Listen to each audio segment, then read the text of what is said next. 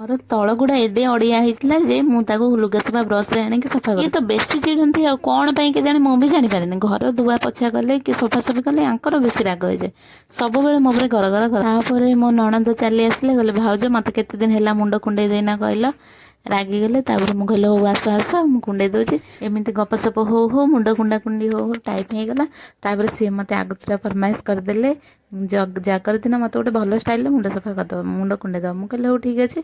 ତାପରେ ଏଠି ସବୁ ଡ୍ରେସିଂ ଟେବୁଲ୍ ଫେସିଂ ଟେବୁଲ୍ ଅଳିଆ ଫଳିଆ ହେଇଥିଲା। କାଲି ଗୁରୁବାର ଅଛି, ମୁଁ ତାକୁ ଟିକେ ଭଲସେ ପୋଛା ପୋଛି ସବୁ ଗୁଡ଼ା କରିଦେଲି ଅଳ୍ପ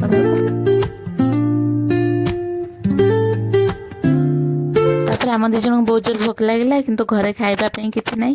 ମୁଁ ଯାଇକି ଦେଖିଲି ଫ୍ରିଜ୍ ଭିତରେ କିଛି ଗାଜର ଆଉ କ୍ଷୀର ପଡ଼ିଥିଲା। ଆମ ଦି ଜଣଙ୍କ ଫେଭରାଇଟ୍ ଗାଜର ହାଲୁଆ ହେଇଯିବ, ଆମେ ଦି ଜଣ ଖାଇଦେବୁ। ତାପରେ ହେଇଗଲା ସାଙ୍ଗେ ସାଙ୍ଗେ ଆମେ ଘରେ ତ କେହି ନାହାନ୍ତି, ଆମେ ରଜା, ଆମେ ଏଠି ଖାଉଛୁ ଗପୁଛୁ। ତାପରେ ଆମେ ରାତି ହେଇଯିବ, ରାତି ପାଇଁ ଖାଇବା ଯୋଗାଡ଼ କରିବୁ। ଏଠି ଖାଇସାରିଲା ପରେ ଯାଇକି ଯାହା ହବ ଆଉ।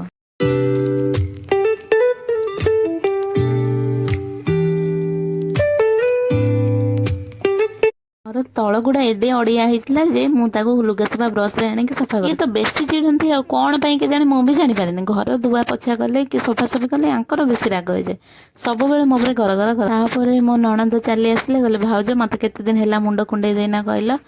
ରାଗିଗଲେ। ତାପରେ ମୁଁ କହିଲି ହଉ ଆସ ଆସ ମୁଁ କୁଣ୍ଡେଇ ଦେଉଛି। ଏମିତି ଗପସପ ହଉ ହଉ ମୁଣ୍ଡ କୁଣ୍ଡା କୁଣ୍ଡି ହଉ ହଉ ଟାଇମ୍ ହେଇଗଲା।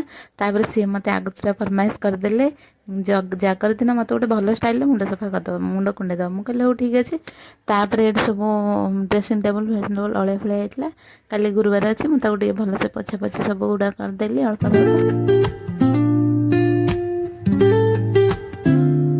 ତାପରେ ଆମ ଦି ଜଣଙ୍କୁ ବହୁତ ଜୋର ଭୋକ ଲାଗିଲା, କିନ୍ତୁ ଘରେ ଖାଇବା ପାଇଁ କିଛି ନାହିଁ।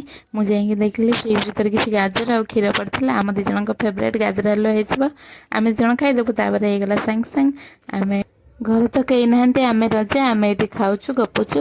ତାପରେ ଆମେ ରାତି ହେଇଯିବ, ରାତି ପାଇଁ ଖାଇବା ଯୋଗାଡ଼ କରିବୁ। ଏଠି ଖାଇସାରିଲା ପରେ ଯାଇକି ଯାହା ହବ ଆଉ।